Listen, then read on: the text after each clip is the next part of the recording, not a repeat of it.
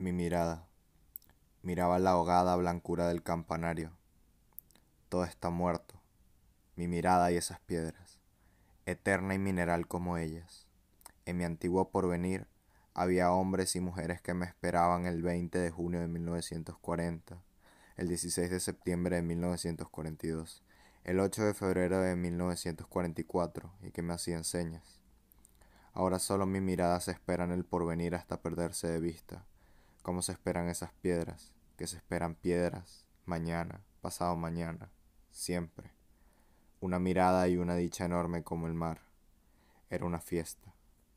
Posó las manos en las rodillas porque quería estar tranquilo. ¿Quién me prueba que mañana no volveré a ser lo que ayer? Pero no tenía miedo. La iglesia puede derrumbarse. Yo puedo caer en el agujero de un obús, recaer en mi vida. Nada puede quitarme este momento eterno. Nada. Para siempre habría existido ese relámpago seco que inflamaba las piedras bajo el cielo negro. El absoluto. Para siempre. El absoluto sin causa, sin razón, sin objeto, sin otro pasado, sin otro porvenir que la permanencia. Gratuito, magnífico. Yo soy libre, se dijo de pronto, y su dicha se transformó de inmediato en una aplastante angustia.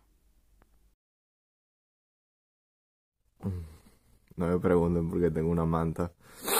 Es que hace demasiado frío. Bueno,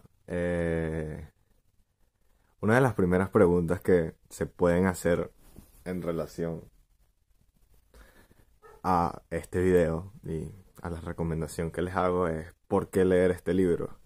Y en realidad hay como muchas razones, pero digamos, una de las más importantes para mí en este momento es, claro, más allá de hablar en relación a la mierda de mundo en el que sabemos que estamos viviendo hoy en día,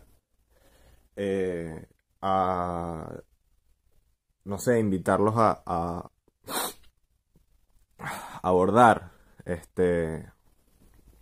autores que traen conceptos en algún punto algo diferentes a lo que no sé, podría decirse la cotidianeidad política y conceptual se propone, ¿no? En relación a justamente moral y todo ese tipo de cosas. Yo en este momento les traigo una trilogía. eh, Son 3 libros. Que hablan en sí, o como ambiente general, sobre la guerra. La Segunda Guerra Mundial. Sabemos que una de las guerras más... es la gran guerra, porque es la guerra más grande y en la que ha muerto más gente. Y desde ahí hasta hoy en día, digamos que marca un antes y un después en relación a muchas relaciones políticas, relaciones exteriores, lo que sea. Bueno, sin embargo, lo interesante de este texto y lo interesante de justamente digamos, como el área especial que es la literatura filosófica, es que de alguna forma nos ayuda a poder abordar digamos, conceptos que tal vez se nos serían más difíciles con una obra filosófica en sí, un tratado filosófico o algo de ese tipo. Sin embargo, no le desestimaría para nada que quisieran investigar un poco sobre Sartre y leer algo en relación a su filosofía. Yo todavía no lo he podido hacer porque soy un puser y nada, me interesa mucho más la estética. No me interesa más la estética, sino que es como a lo que puedo llegar ahora. Bueno, sigamos. La obra en sí, como les digo, no habla necesariamente sobre la guerra, sino más bien forma, digamos, un espacio en el que hay diferentes individuos y estos individuos se comportan de diferentes maneras y obviamente, pero me detengo ahí en explayarme en ese sentido por el hecho de que no es una narrativa común ¿Y a qué me refiero a esto? A que Sartre a sus personajes no los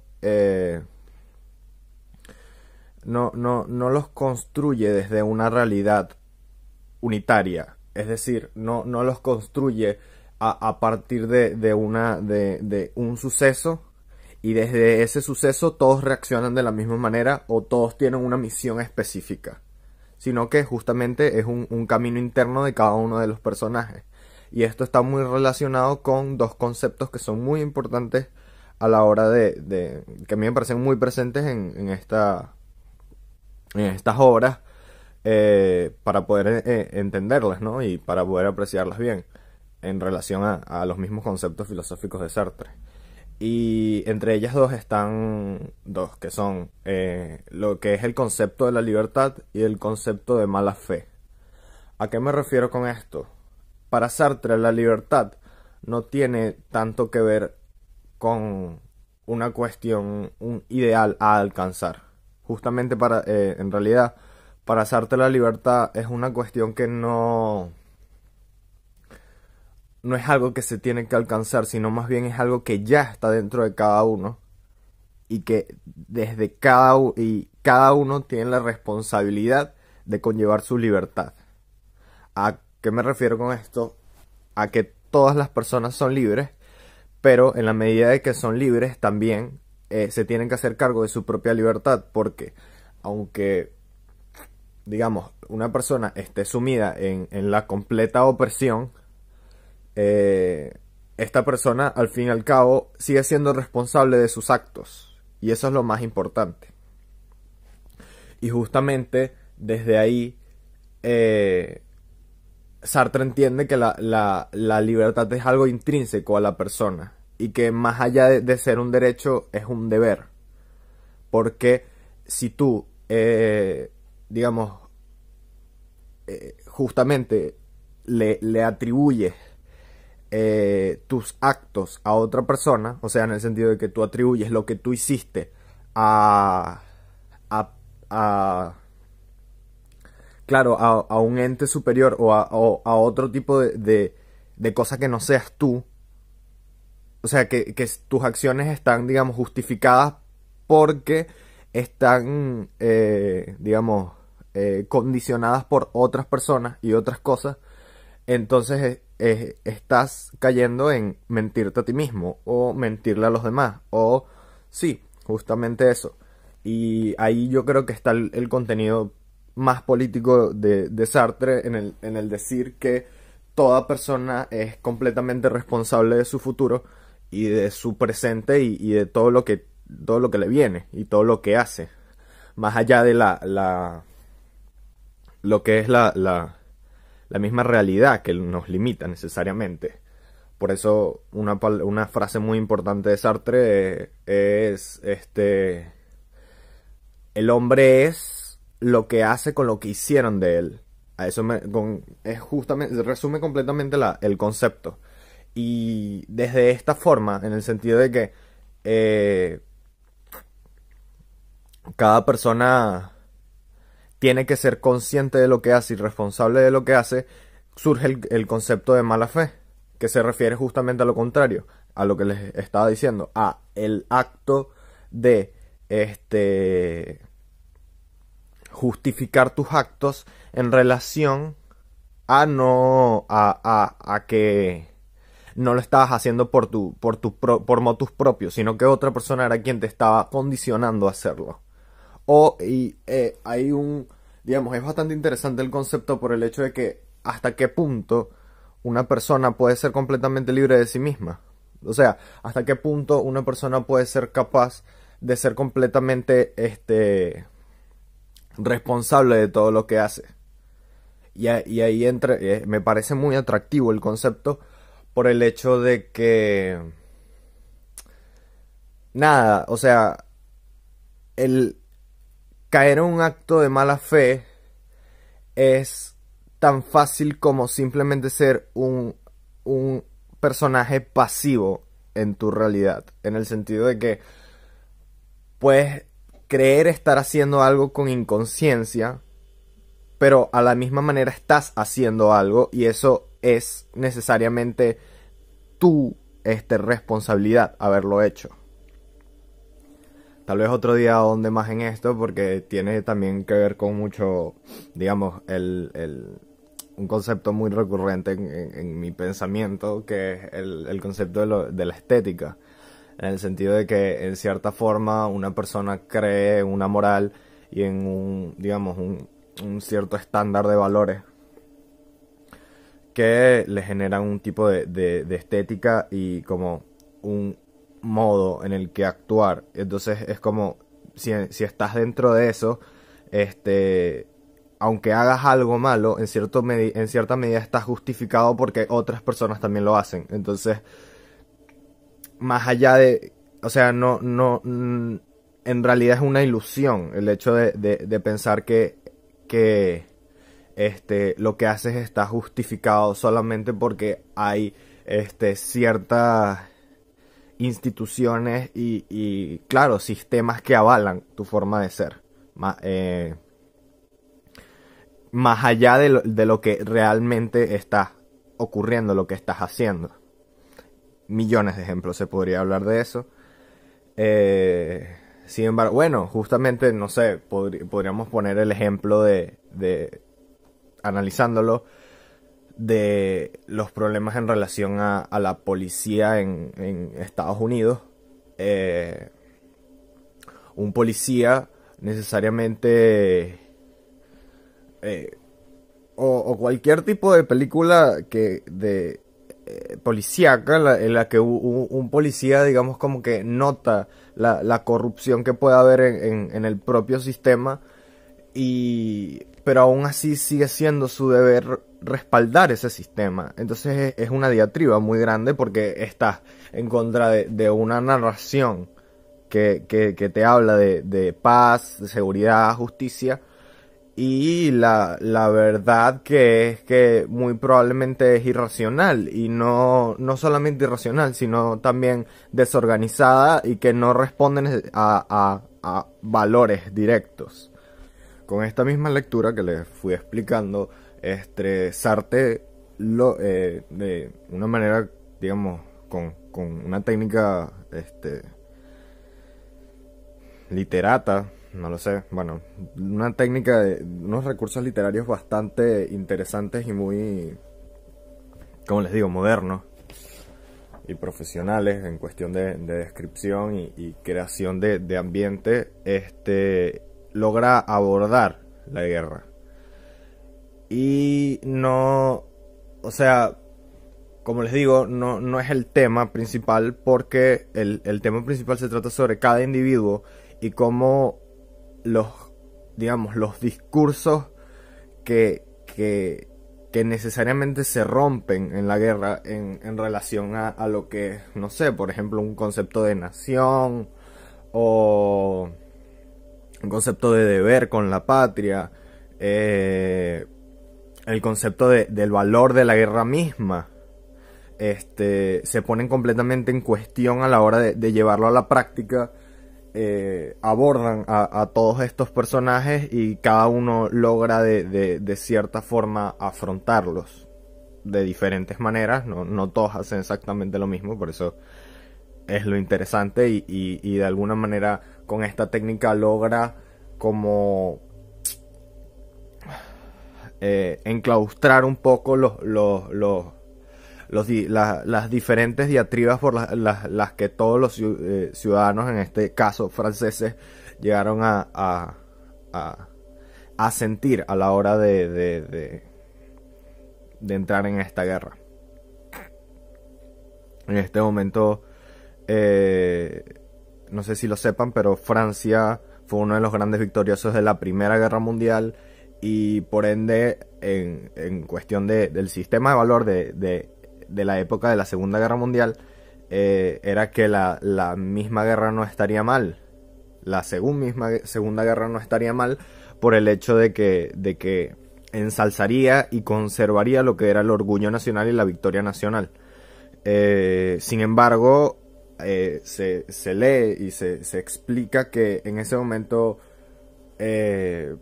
Francia no tenía nada que ver con el primer, digamos, conflicto que se genera. Y se debate si ellos tienen que ir a respaldar a este país que está siendo invadido por Alemania. En este momento no recuerdo exactamente cuál es, pero a eso remite, ¿no? Al hecho de que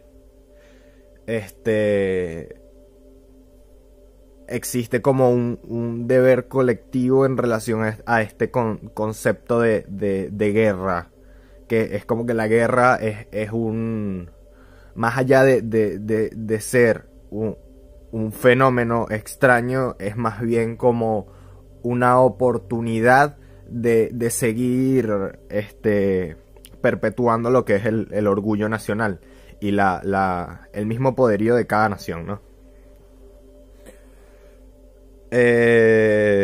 Ahora les explicaré un poquito sobre como la diferencia entre cada uno de los libros en relación al estilo de cada uno y justamente como a lo que guarda cada uno y bueno, a eso específicamente. Como les decía, en relación a la misma novela completa, no habla necesariamente sobre la Segunda Guerra Mundial en sí, como no se va a encontrar una descripción detallada de qué fue lo que pasó, sino más bien se centran en cada uno de estos personajes y es algo que se ve mucho más en lo que es el primer libro. El primer libro se llama La Edad de la Razón. Encontramos a algunos de los personajes que van a estar en toda la obra y están en un momento de preguerra. En ese momento la guerra aún no había sucedido y los problemas de estos no están directamente relacionados con la guerra, pero el fenómeno interesante es que al plantar digamos, ambiente en el que se nota cada diatriba de cada personaje en relación a su vida, nos da como el primer vistazo a lo que sería la misma dinámica que se va a llevar en los otros dos libros. Entre los temas centrales de este libro está el hecho de que uno de los personajes principales, que se llama Mateo, está de novio con cierta persona que, nada, resulta estar embarazada, ¿no?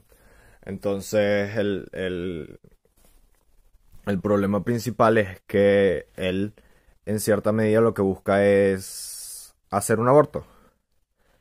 Pero no es una cuestión de que simplemente se va a hacer el aborto y ya, sino que es el problema mental que genera hacerse el aborto. Pero igual está la cuestión de cómo afecta a cada uno de ellos dos este problema, en el sentido, para Mateo, no se trata de una cuestión, o sea, para Mateo, por digamos, como no presentar una personalidad que le permita pensar mucho en los demás y tener como una constante preocupación más en relación a lo que hizo de su vida que en relación a las otras personas. Nunca piensa en ningún segundo sobre lo que está pasando esta persona embarazada. Sin embargo, le digo esta persona embarazada porque no me acuerdo el nombre.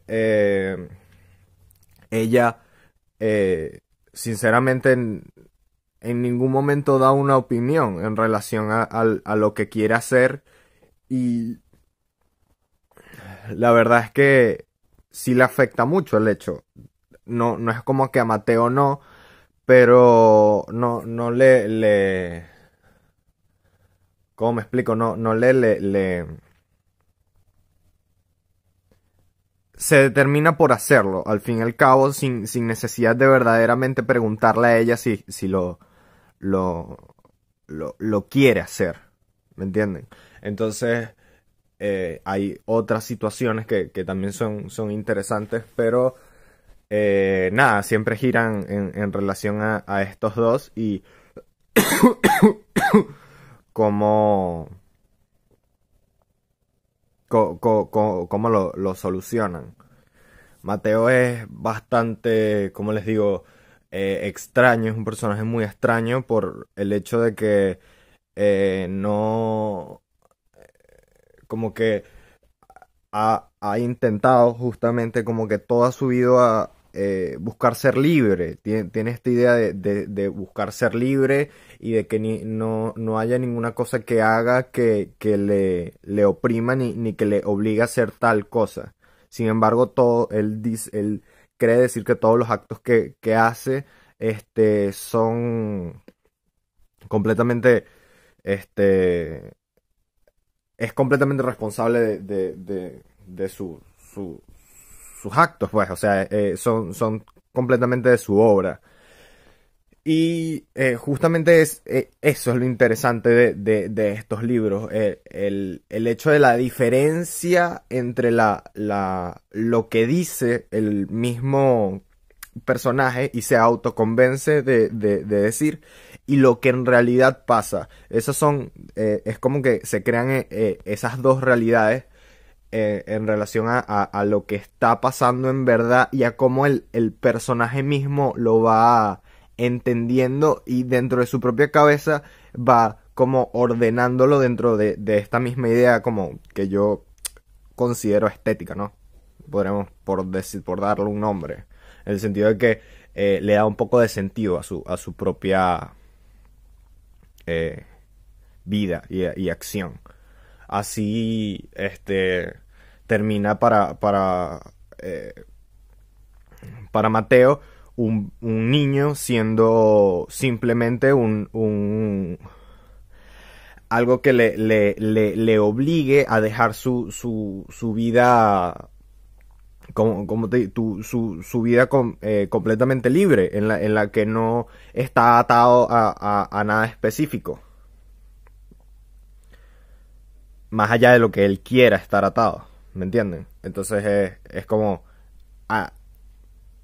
pasa al punto de no importarle ni siquiera el sentimiento de esta otra persona y pasa lo que pasa, no les voy a decir qué pasa, pero bueno. Ya hablando del segundo libro, ya les muestro que es mi favorito por la complejidad narrativa que tiene, el aplazamiento. Esto ya, digamos, es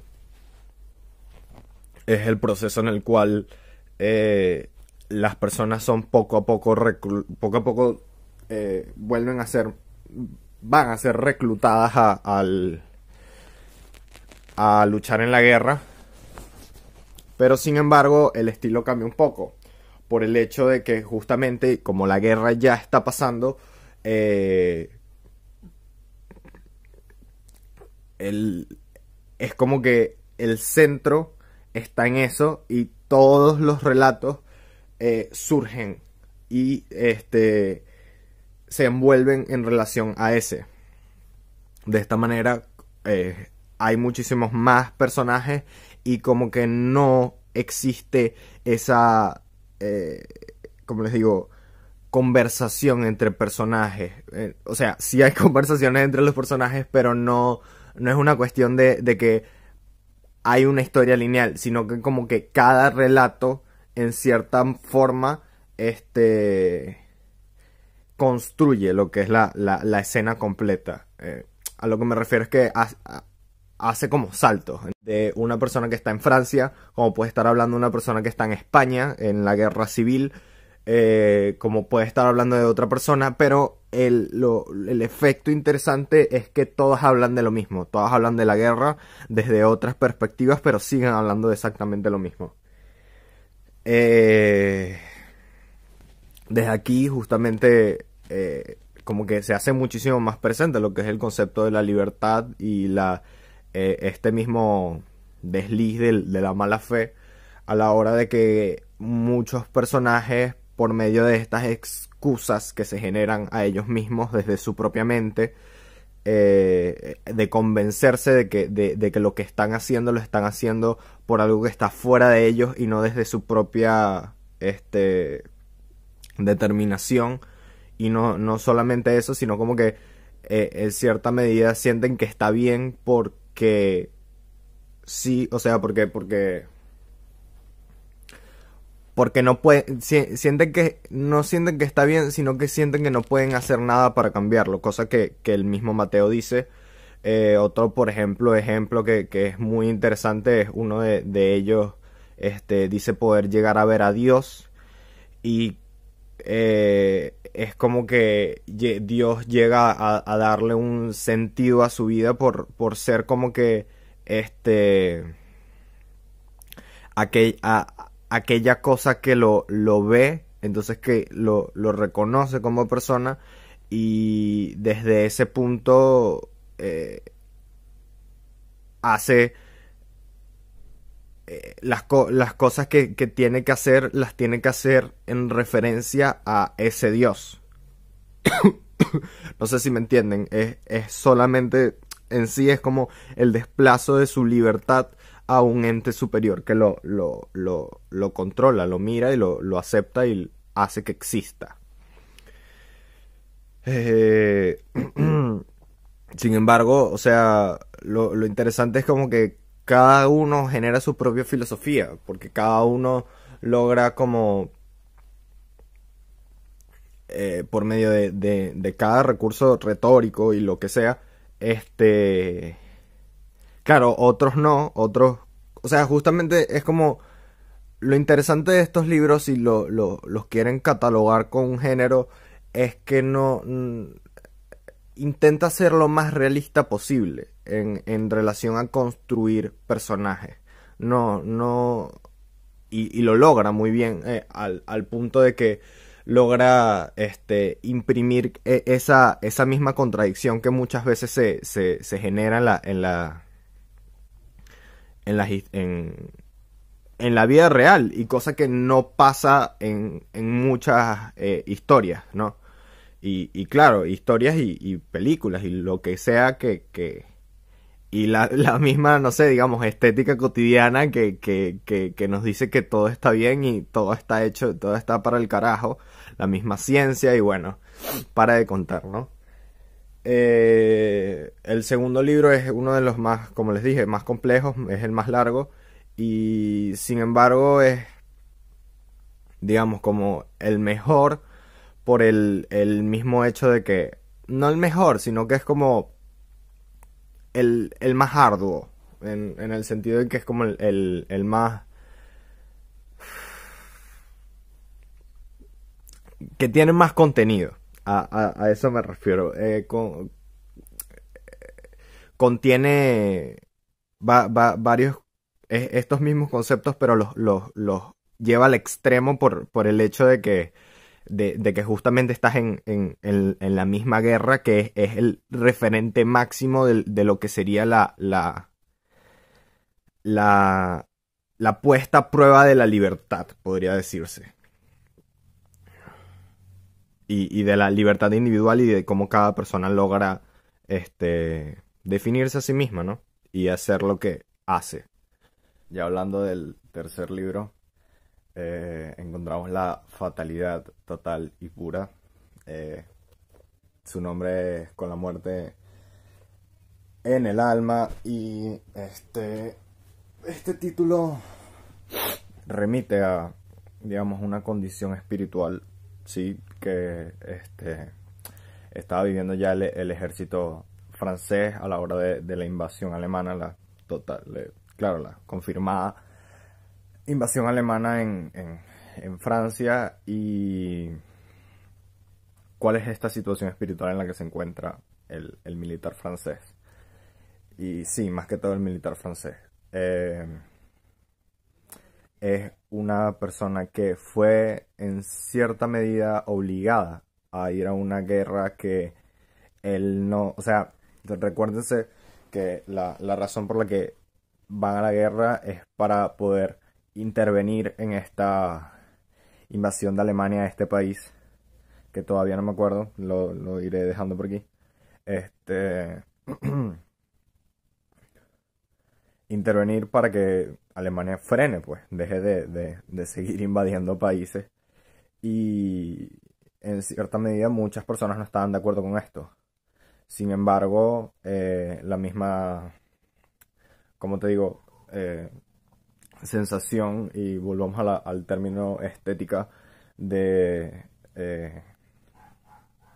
mantener lo que es el orgullo nacional y la misma, sí, poder en cierta medida también formar, revalorar lo que es la nación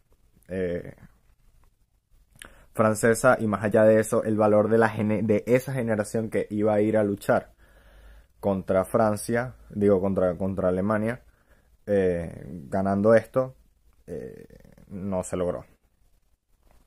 Alemania entra en Francia y justamente como les decía, el estado espiritual anímico del militar es irremediable. O es un momento en el que tanto es desestimado por sus compatriotas de otras generaciones que lucharon en la Primera Guerra Mundial, la ganaron. Y también la frustración de haber participado en algo que muy probablemente no estabas de acuerdo. Y es como el último chiste, por, no sé, hacer un tipo de paráfrasis con esto de Watchmen, en el sentido de que es un chiste muy cruel, un chiste muy negro, en el que se nota el resultado necesario de la mala fe, por seguir con el mismo término, ¿no? El resultado de pensar que solamente por el hecho de seguir cierta estética, más allá de pensarlo, sino más bien de simplemente dejarse llevar por los poderíos y sí, los grandes poderes y la retórica que buscaba hacer lo que hizo, en relación al gobierno francés, termina en esta rotunda derrota. Y ese es el sentido del final de la obra. Es decir, es necesariamente arrollador, porque es la desesperación total, ¿me entienden? Es como, más allá de ya el final de la contienda, es como ese vacío, o sea, es como ya la completa, no solamente rabia, no es rabia, es como desazón de la vida, porque arriesgaste todo tu derecho de poder hacer algo por el mundo, y lo hiciste aún sabiendo que tal vez no debiste haberlo hecho, aún habiendo sabido que no debiste haber intervenido, y te fue mal aún así haciéndolo. Entonces, justamente la escena final de esta obra es muy rotunda. Lo voy a explicar, no les voy a hacer spoilers, porque tengo la esperanza de que lo lean. Eh, Están en un tren no, ahí no está Mateo. Eh, Mateo tuvo otro destino. Eh, es otra persona. Claro, como la mitad del libro ya Mateo tiene cierta resolución, y la historia pasa a otro personaje que es un activo, eh, como les digo, activo partidista de la Unión Soviética, del régimen comunista, ¿no? Uno de los lemas que se entonan a la hora de antes de partir a la guerra es que al finalizar la guerra y al ganar la guerra, los franceses van a guardar sus misiles, ¿no? Sus fusiles. En el sentido de que van a verdaderamente cambiar la estructura social de Francia y digamos, la misma... Sí, el gobierno que imprimía ciertas relaciones que muy probablemente a muchas personas no les parecía y esto es más por el sentido de guardar, disfrazar, o sea, desentrañándolo es esa necesidad o la idea de que el camino era la URSS, el camino era hacerse un estado comunista, hacerse un estado comunista que claro, cambiara o revolucionara lo que era el, en sí la política de ese entonces. Y bueno, como les decía, este personaje es capturado por los alemanes y lo mantienen en una celda por mucho tiempo. Llegan algunas personas, por mucho tiempo es todo está sufrimiento de haber perdido la guerra y también como un poco la enfermiza necesidad de aún agarrarse a esa, ¿cómo les digo? Esperanza de que algo puede cambiar. Justamente este mismo partidista eh, intenta como hacer un tipo de organización dentro de la celda para intentar salir y cosas y al final todo termina en solamente un plan que no llega a nada. Y nada, es como que la escena final de la que le estaba hablando es que ellos están en un tren y ese tren se dirige a alguna parte, nunca le dicen dónde. Sin embargo, hay uno de ellos que dice conocer el camino, a dónde van. Entonces dice que tienen que cruzar por tal lugar y tales lugares y para saber que están llegando a Francia. Y bueno, es esa espera, esa, digamos, como eh, necesidad de poder calmar tu alma y decir, bueno, ya esto se fue a la mierda, aún así tengo que seguir dentro de esta misma estética y esta misma esperanza de que las cosas van a salir bien y poder ver qué hago, pero todo en algún punto estaba perdido. Porque bueno, Alemania fue invadida por Francia. Digo, Francia fue invadida por Alemania. Y la verdad es que dejó un muy mal sabor de boca por el mismo hecho de que nada, o sea, da cuenta de esta misma, como les digo, final de la, ese mismo hecho de que todo el mundo se dejó llevar hace justamente eso, una crítica feroz, digámoslo feroz, a lo que es la pasividad política de todas estas personas que ya en el segundo libro, una persona que era bastante, digamos, este, con la que yo siento que era un poquito más razonable, justamente cuando Mateo dice que como que no hay nada que hacer ya, me voy a la guerra. Este, le dice, pero no estás en una democracia. Tú no tienes poder político para cambiar las cosas. Y nada, todo termina igual. Mateo va a la guerra y pasa lo que pasa. No les voy a decir qué pasa. Sin embargo, nada, que queda en eso, en ilustrar esa